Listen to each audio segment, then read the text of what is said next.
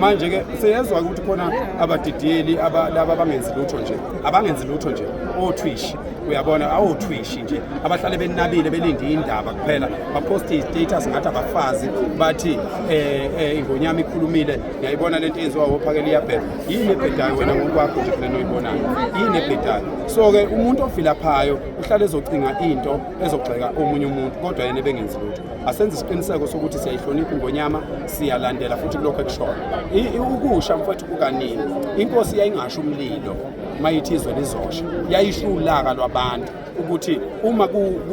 abantu uhulumeni ngabalaleli abantu bazosukuma begcine bezenzela bona izinto ngendlela yabo uma ke into iyenzeka iyenziwa umuntu eseyenza engasalandeli umuntu ambukolayo usuke lo muntu eseshisa hayi umlilo suke kushisa igazi kuye uyayisho lokho ukuthi inkosi izwe lizosha bonke abantu masebefudumele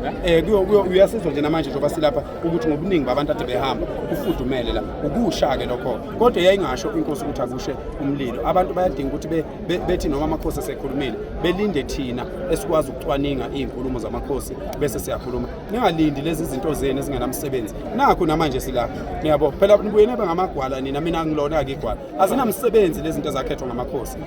azinamsebenzi nje iningi lazo lezi zinto nje ezakhethwa ngamakhosi kwathiwa abadidiyeli kwathiwa yinduna azinamsebenzi ngoba why isimo iSouth Africa kusukuma kuzokusukuma nje amantombazana